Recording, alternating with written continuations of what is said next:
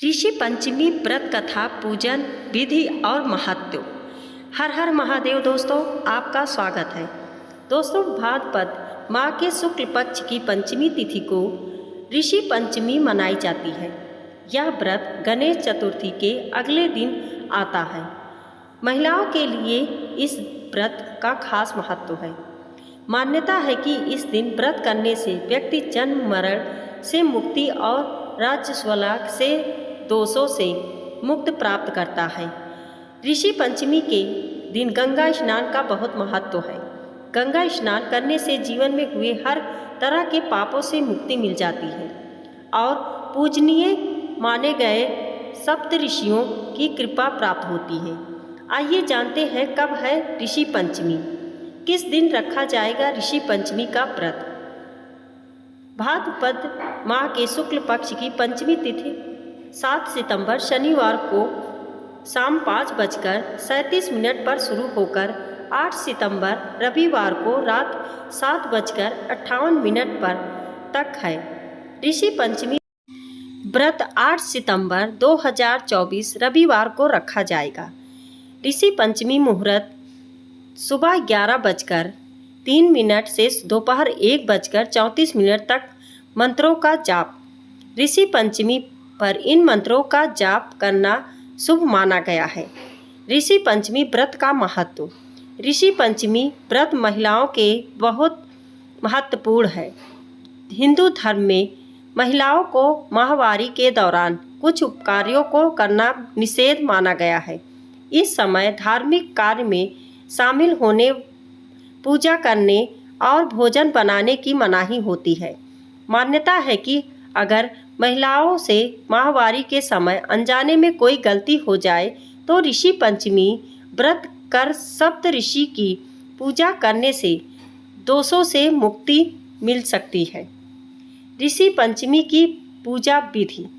ऋषि पंचमी का व्रत करने के लिए प्रातः स्नान के बाद घर को शुद्ध कर पूजा घर में चौकी पर सप्त ऋषियों की स्थापना करें और गंध, पुष्प, धूप, दीप तथा नैवेद्य आदि से पूजन करें, अर्घ्य दें। इसके बाद अकृष्ट बिना बोई हुई चीज़ों का आहार करके ब्रह्मचार्य पालन करें। ऋषि पंचमी की व्रत कथा। सतयुग में विदर्भ नगरी में सत्यजित नामक राजा हुए थे। वह ऋषियों के समान थे। उन्हीं के राज में एक कृषक सुमित्र था। उसकी पत्नी जयश्री अत्यंत पतिव्रता थी। एक समय वर्षा ऋतु में जब उसकी पत्नी खेती के कामों में लगी हुई थी तो वह राज्यस्वला हो गई। उसको राज्यस्वला होने का पता लग गया, फिर भी वह घर के कामों में लगी रही। कुछ समय बाद वह दोनों स्त्री पुरुष अपनी अपनी आयु भोगकर मृत्यु को प्राप्त हुए। जयश्री तो कुतिया बनी और सुमित्र को रजस्वला स्त्री के संपर्क में आने के कारण बैल की योनि मिली, क्योंकि ऋतु दोष के अतिरिक्त इन दोनों का कोई अपराध नहीं था। इसी कारण इन दोनों को अपने पूर्व जन्म का समस्त विवरण याद रहा। वे दोनों कुतिया और बैल के रूप में उसी नगर में अपने बेटे सुमित्र के यहाँ रहने लगे। धर्मात्मा सुचित्र अपने अतिथियों का पूर्ण सत्कार करता था। अपने पिता के श्राद्ध के दिन उसने अपने घर ब्राह्मणों को भोजन के लिए नाना प्रकार के भोजन बनवाए।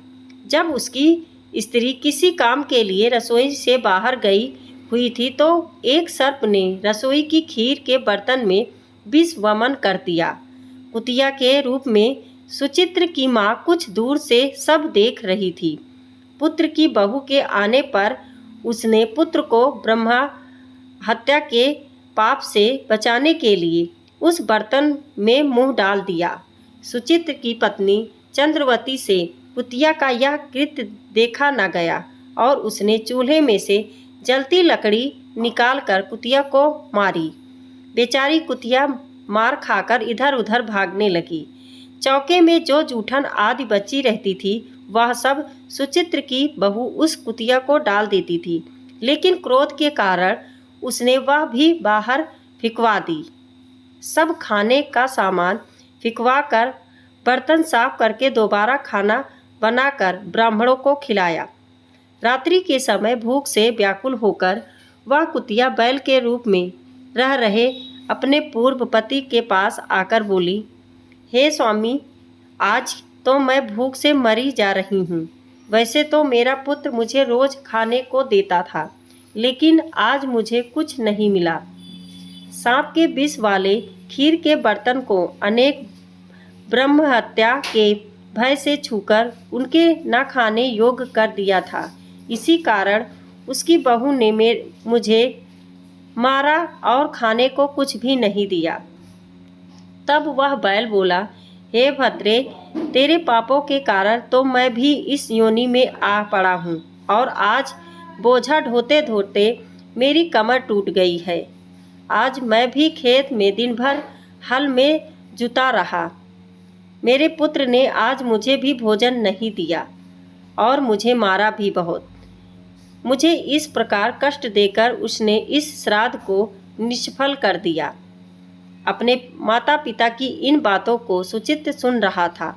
उसने उसी समय दोनों को भरपेट भोजन कराया और फिर उनके दुख से दुखी होकर वन की ओर चला गया।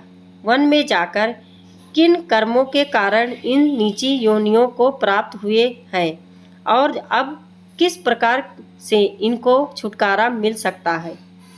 तब सर्वतमा ऋषि बोले, तुम इनकी मुक्ति के लिए पत्नी सहित ऋषि पंचमी का व्रत धारण करो तथा उसका फल अपने माता पिता को दो। भाद्रपद महीने की शुक्ल पंचमी को मुख शुद्ध करके मध्याह्न में नदी के पवित्र जल में स्नान करना और नए रेशमी कपड़े पहनकर अरुंधति सहित सप्त ऋषियों का पूजन करना। इतना सुनकर सुचित्र अपने घर लौट आया और अपनी पत्नी सहित विधि विधान से पूजन व्रत किया। उसके पुण्य से माता पिता दोनों पशु योनियों से छूट गए। इसीलिए जो महिला श्रद्धापूर्वक ऋषि पंचमी का व्रत करती है वह समस्त सांसारिक सुखों को भोग कर वैकुंठ को जाती है। दोस्तों, वीडियो पसंद आई हो तो लाइक और सब्सक्राइब करें। धन्यवाद।